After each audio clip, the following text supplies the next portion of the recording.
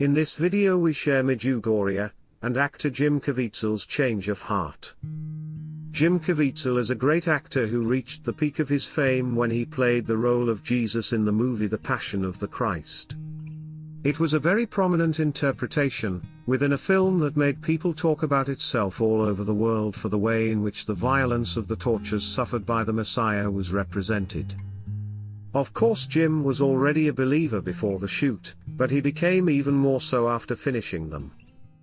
Not because he indirectly experienced Christ's suffering, but because soon after he made a pilgrimage that changed his life. Before that trip, however, Jim had had an encounter that changed the way he perceived faith. While acting on the set of Montecristo, in fact, he had the opportunity to meet the visionary Ivan of Medjugorje. He had the pleasure of meeting him, but he knew it would be difficult for him due to the tight commitments with the production. It so happened that for 2 days the shooting was delayed and the actor was able to speak with the seer. In particular, one sentence struck him at that juncture. "Jim, man has time for what he loves."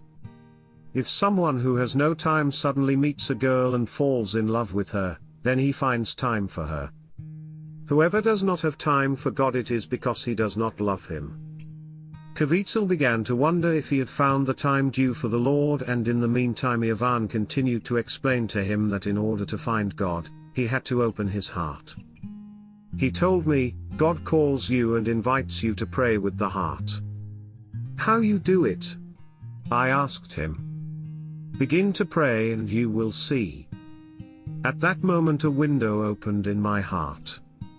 The meeting with Ivan had already changed Jim's heart and allowed him to perform at his best on the set of The Passion, but for the actor it was time to meet God with his heart, and he thought that there was no better way than going to Medjugorje.